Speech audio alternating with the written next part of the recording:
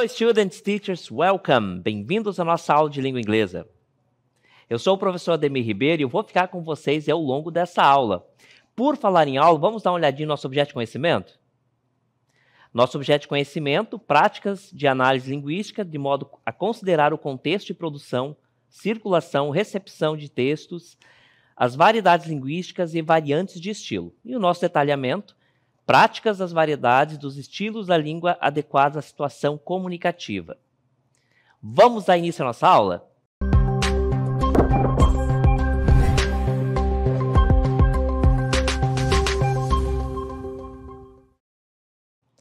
Então, o tema da nossa aula, vai tratar sobre um aspecto muito importante, tá? Que é o quê? As práticas e variedades de estilo da língua relacionada à comunicação. Quando a gente fala de práticas e das variedades, nós estamos falando aí de, primeiro, diversas línguas, mas como nós estamos tratando da língua inglesa, nós temos que levar em consideração que a língua inglesa, mesmo sendo uma língua única, ela tem diversas variedades e diversas situações de uso, e também tem algo relacionado ao estilo. Um dos grandes desafios que nós enfrentamos, por exemplo, é algo relacionado à pronúncia. Antigamente, eu, por exemplo, quando fiz a faculdade ainda, havia necessidade de você ter pelo menos ali a prática da língua inglesa falada nos Estados Unidos e da língua inglesa falada na Grã-Bretanha, enfim, no Reino Unido, tá? Na Inglaterra. Então, sempre tinha essa diversidade. E naquele tempo era necessário porque pensava-se dessa forma. Com o passar do tempo, especialmente quando a língua se tornou a língua franca, a língua inglesa passa a ser língua franca, isso já é um debate que já tem mais de 20 anos, nós temos, então, a língua como objeto de comunicação. E se é um objeto de comunicação de várias pessoas ao redor do mundo, obviamente que a pronúncia vai variar, porque a nossa forma, a nossa língua mãe, a nossa origem diz muito sobre a forma com que nós falamos. Então, o inglês falado por brasileiros lá no sul do Brasil ele tem uma característica, o inglês falado no nordeste do Brasil, por exemplo, tem outra, e aqui no norte tem outra. Por quê? Está intimamente relacionada à origem do indivíduo. Como nós temos uma origem, nós temos um sotaque, e esse sotaque ele vai influenciar também no idioma que nós escolhermos falar, nesse caso aqui, o da língua inglesa. Portanto, a pronúncia ela deixa de ser extremamente importante para algo relevante dentro da língua. A ideia é que se comunique.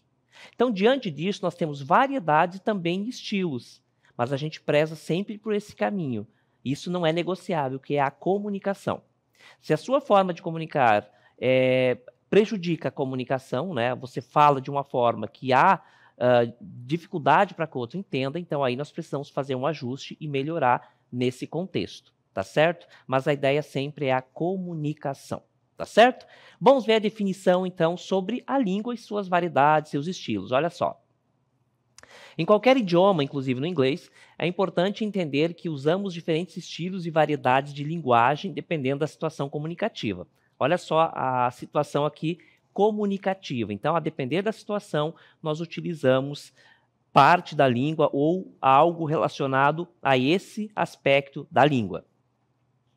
A forma como falamos com amigos é diferente de como nos comunicamos com o chefe, professor ou em uma apresentação formal. Então, aqui nós temos algo relacionado à situação comunicativa, entre linguagem mais coloquial e uma linguagem mais formal.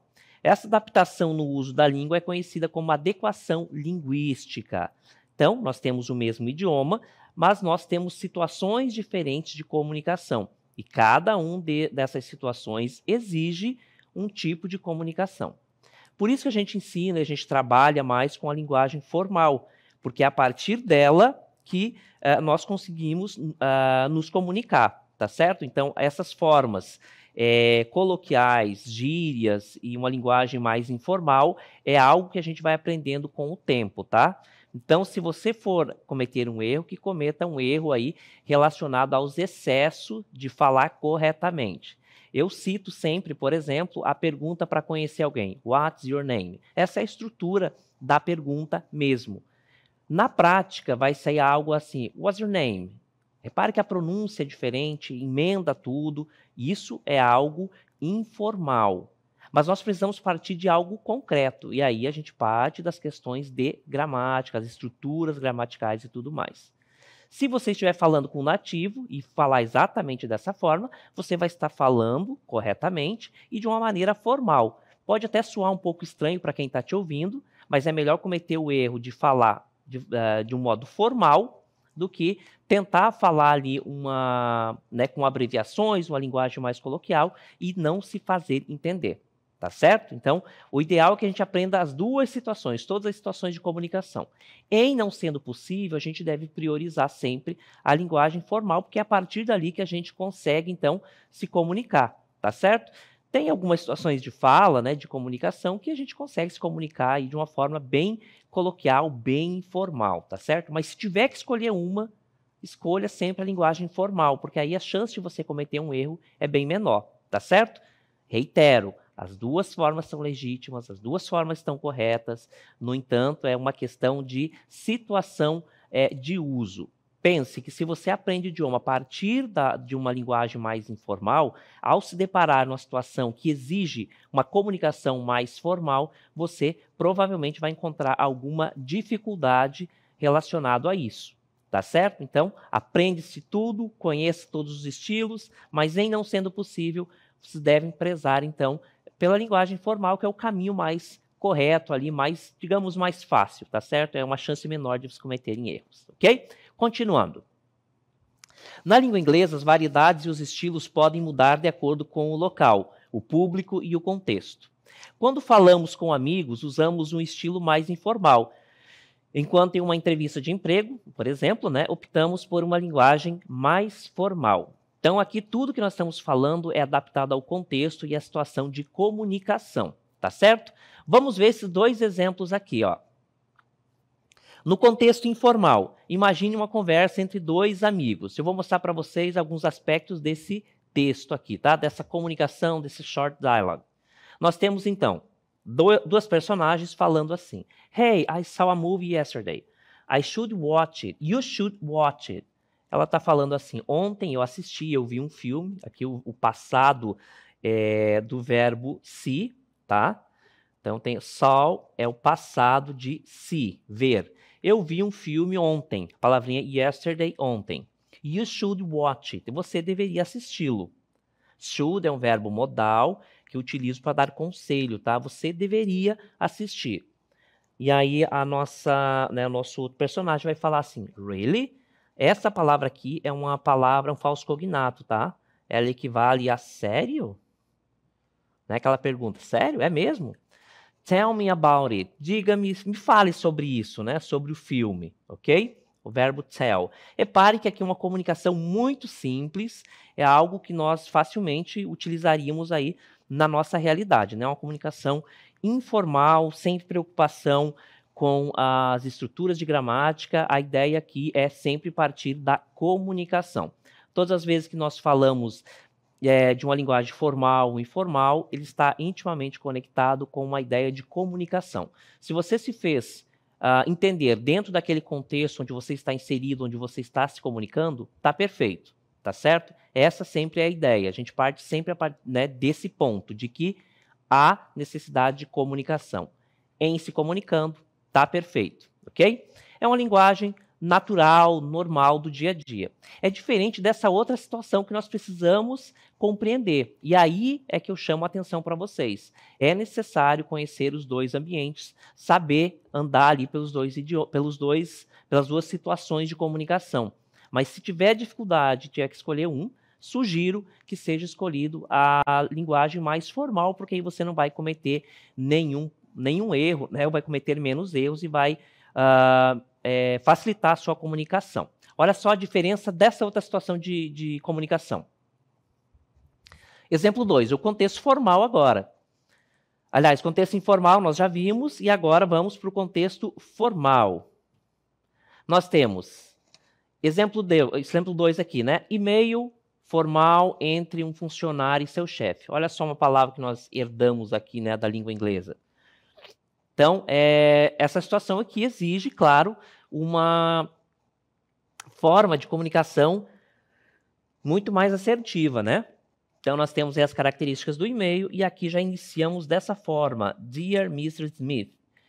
Caro senhor Smith, né? Dear pode ser querido, tá? Nesse caso aqui é caro. A gente não chamaria na língua portuguesa, né? O nosso chefe de querido. Seria então caro. Esse vocábulo em língua inglesa tem essas duas traduções e o que mais se adequa nessa situação é caro. Tá certo? Então, eu sempre falo para vocês, quando a gente está se comunicando em língua inglesa, é necessário sempre fazer adequação àquela realidade ali entre as línguas, tá? Fazer essa adequação é necessário, porque senão pode haver um ruído aí na comunicação. Aí, continuando. I have reviewed the report and would like to discuss it with you at your earliest convenience. O que ele está falando assim? Eu revi, né, o relatório, the report, o relatório, e gostaria, would like, gostaria to discuss, discuti-lo, né, o it aqui, né, seria ali o finalzinho lo, discuti-lo, with you at your earliest convenience. Eu gostaria, então, de discutir com o senhor de acordo aí, né, levando em consideração a sua conveniência, o momento mais oportuno para fazer, né, para fazer então essa discussão, discutir sobre esse tema aqui. Best regard seria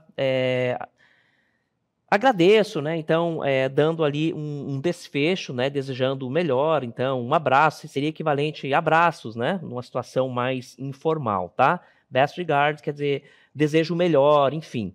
E aí, o nome do indivíduo. Repare que a escolha, né, das palavras, ela segue, então, esse padrão, tá? É necessário, quando nós falarmos num contexto formal, escolher, né, as palavras de uma forma mais cuidadosa. É exatamente isso que nós fazemos na realidade, tá? Na linguagem formal, nossa comunicação com amigos e tal, não há essa preocupação, mas há momentos em que exige uma comunicação bem mais assertiva, uma comunicação mais direta, utilizando aí os métodos mais formais. E tudo isso quem faz é o falante, é eu que escolho, e aí a gente volta para aquela questão do perceber o contexto onde você está, né? Se esse contexto exige um pouco mais de formalidade, escolha melhor as palavras. Se é uma comunicação mais natural, mais do dia a dia com colegas, aí não há essa preocupação.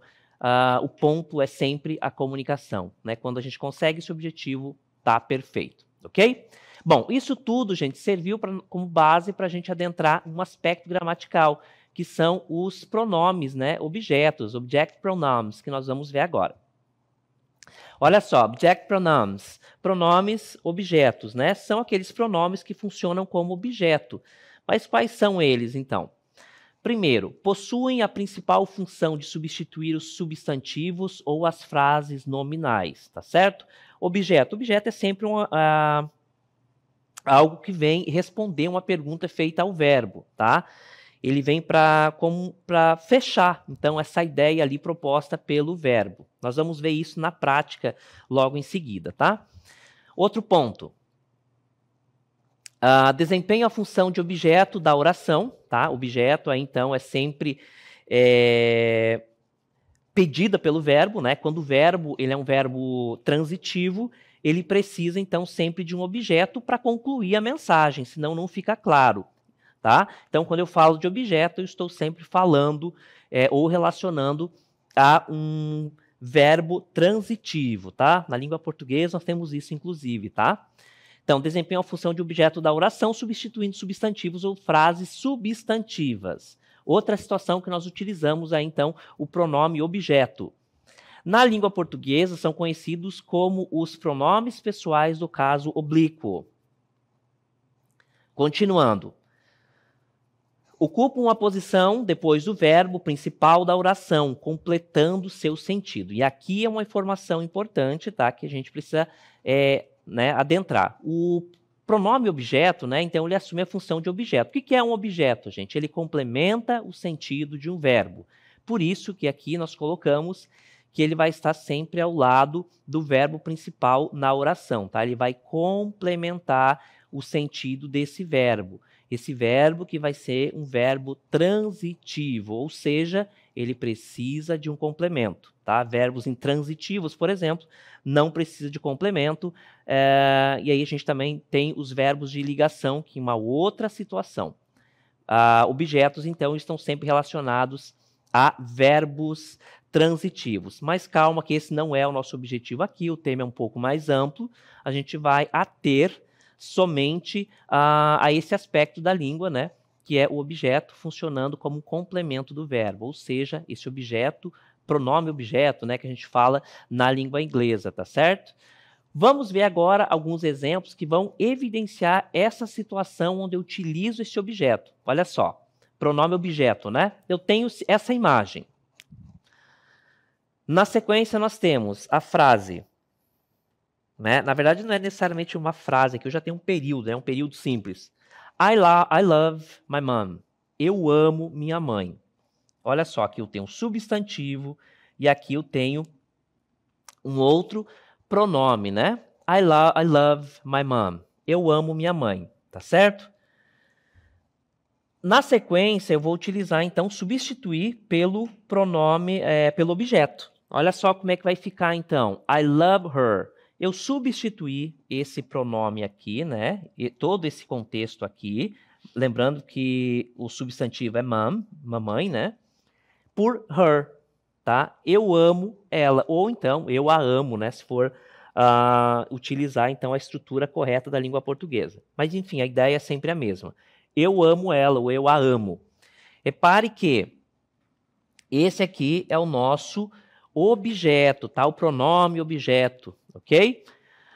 Esse pronome, então, ele vai substituir esse substantivo. Eu estou falando exatamente a mesma coisa, mas eu utilizei uma estrutura diferenciada. I love my mom, eu amo minha mãe, ou então I love her, eu a amo. Repare que eu não preciso colocar minha mãe, eu substituo esse substantivo por um pronome, tá certo? Por um pronome objeto, ok? Então, ficou claro aí como é que funciona a utilização desse objeto? Então, objeto é sempre um complemento de verbo, tá? E ele pode substituir, né, o substantivo ali dentro daquele contexto. São duas formas de falar a mesma coisa, ok? Agora eu vou mostrar para vocês um quadro comparativo, onde a gente vai ver a tradução, né, os pronomes pessoais, aí a gente vai ver o sujeito e também o objeto. Porque esse pronome ele pode ser ora sujeito, ora objeto. Essa é a função dos pronomes. A gente vai ver nesse quadro agora. Então, tem nesse quadro aqui, gente, vou explicar para vocês. Aqui nós temos a tradução, tá? E os pronomes pessoais, né, da língua portuguesa. E aqui os equivalentes, tá bom? Então, eu em inglês vai ser I e o objeto vai ser me, tá certo? Por exemplo, she loves me. Ela me ama, né? Seria a tradução aqui. Eu estou utilizando, então, um pronome como objeto, ok? Repare que eu tenho a tradução em língua portuguesa, aí eu tenho o seu equivalente na língua inglesa, e aí o objeto na sequência. Você, em inglês, é you, e o objeto também vai ser you, ok? Ele vai ser he, em língua inglesa, e o seu objeto, him, que é o mesmo equivalente, tá certo? Ela, eu tenho, então, she, em inglês, né, o objeto, o pronome objeto vai ser her.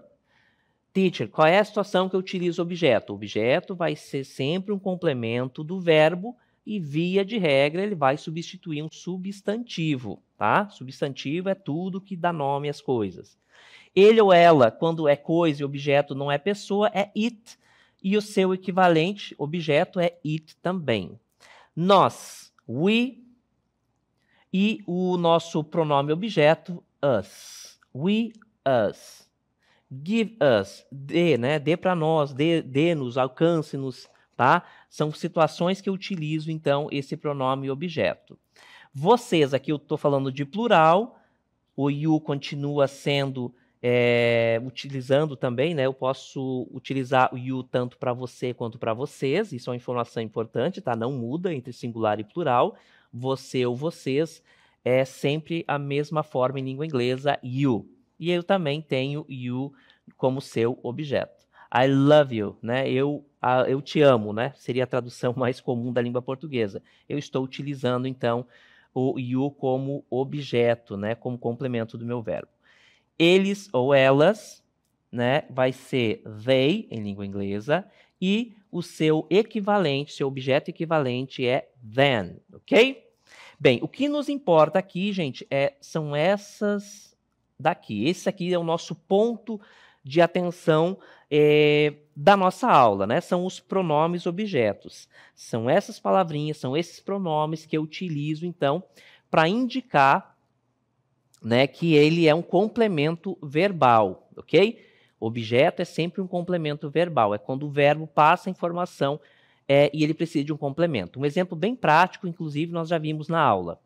Por exemplo, se eu digo assim, eu amo, repare que dá para entender que você ama alguém ou alguma coisa, mas não está claro. Eu preciso do que aqui? De um complemento. Esse complemento vai ser o objeto que nós acabamos de ver, tá certo? Então, para complementar essa informação, eu preciso desse objeto.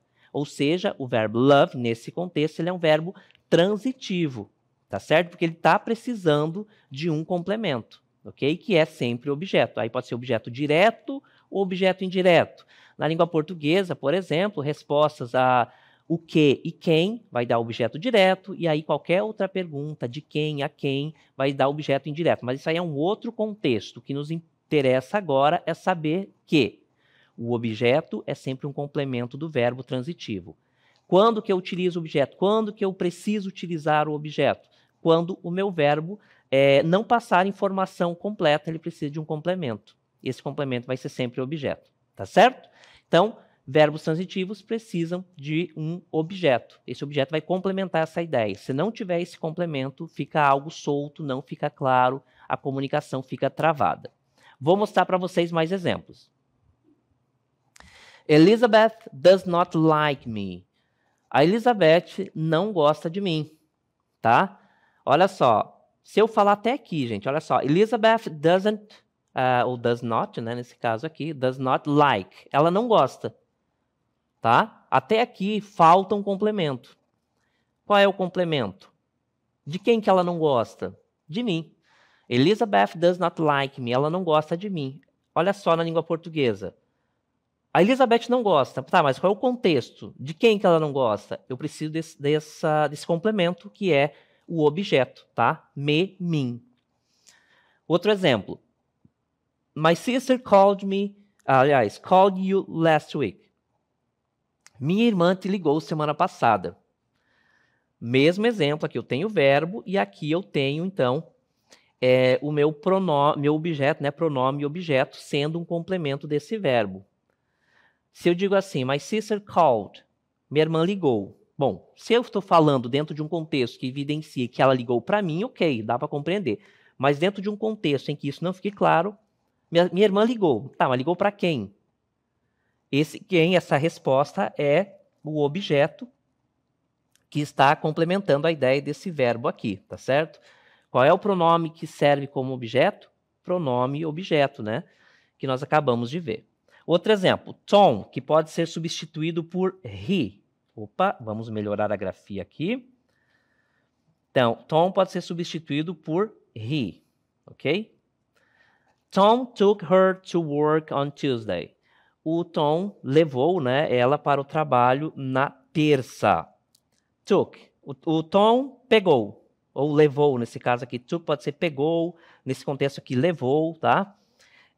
Repare que ele não passa a ideia completa. Vamos pegar, né, a ideia de que levou. Tom levou. Levou quem? Repare que a ideia precisa de um complemento, senão não fica claro. Esse complemento aqui é fornecido por her, ok? Que é o complemento, que é o objeto. Então, Tom took her to work on Tuesday. O Tom levou ela para o trabalho na terça, tá certo?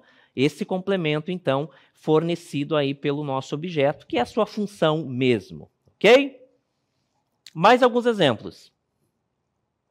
Nós temos da número 1 até a número 5, nós temos na primeira, né, número 1. I have a pen, I'll give you. Olha só, eu tenho uma informação aqui. Eu tenho uma caneta. I have a pen. Eu tenho uma caneta. I'll give, eu darei, né? Aí aqui eu preciso complementar com um dos meus pronomes objetos. Qual seria? To you, tá? De que eu estou falando? Eu tenho uma caneta, I'll give, eu vou dar ela, né? Nesse caso, ela é uma caneta, não pode ser she, deve ser it. Conforme eu vou mostrar para vocês na sequência aqui. Olha só. I have a pen, I'll give it to you. Eu darei ela a você. Na número 2. She called her friends and told the good news. Ela chamou, a palavrinha call, gente, pode ser chamar mesmo, então ligar, tá? E depende do contexto. She called her friends. Aqui as duas traduções cabem, inclusive, né? Ela chamou, ela ligou para seus amigos e disse a eles as boas novas. Qual é a palavrinha que vai preencher corretamente? Then. Então, she called her friends and told them the good news. Ela chamou os seus amigos e disse. Disse o quê? Repare que precisa de um complemento. Disse, né, a quem? Nesse caso aqui, a eles as boas notícias, ok? Então, o then é um pronome objeto, ou seja, um pronome que vai complementar a ideia do verbo. Na 3, we saw John yesterday. Nós vimos o John ontem. Did you see to? Vamos ver qual é a palavrinha que vai complementar. Did you see him? Você viu? Ou você ouviu também? Né? Did you see him to? Você ouviu também? Na 4, they brought, they brought the documents to the office and left on my desk. Qual é o objeto que nós vamos preencher aqui? Then também, porque eu estou me referindo aos documentos, né, deles. Eles trouxeram os documentos para o escritório. A palavrinha office é escritório. Trouxe os documentos para o escritório e deixou, né? Deixou-os. Esse os aqui, gente, é relacionado aos documentos, tá? Olha só. Eles trouxeram os documentos para o escritório e deixaram-os, ou deixaram-os, na minha mesa. Então, repare que o then é o pronome escolhido, o pronome correto. 5. Can you help? Aí, mais uma lacuna a ser preenchida. With project. Você pode ajudar, né, com o projeto?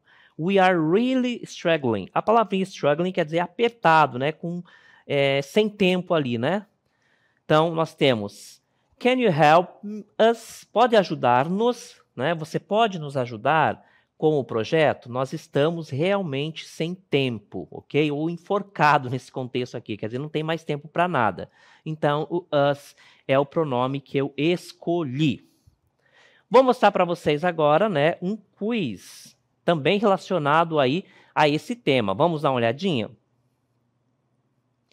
Continuando, então, falando de objeto. Objeto é sempre um complemento do verbo. Nós temos o seguinte, object pronouns. I need to talk to Sarah. Né? Eu preciso falar com a Sarah. I will call later. Qual é a opção correta aqui, gente? Repare que eu estou falando dela, né? Qual é o seu equivalente? Vou mostrar a resposta agora, olha só. Qual é a resposta correta, então? Her. Então, I need to talk to Sarah. I will call her later. Eu ligarei para ela mais tarde, ok? Temos mais um exemplo. Olha só. Can you give, aí o espaço, né, a lacuna, the report. A palavrinha report não é necessariamente reportagem, tá?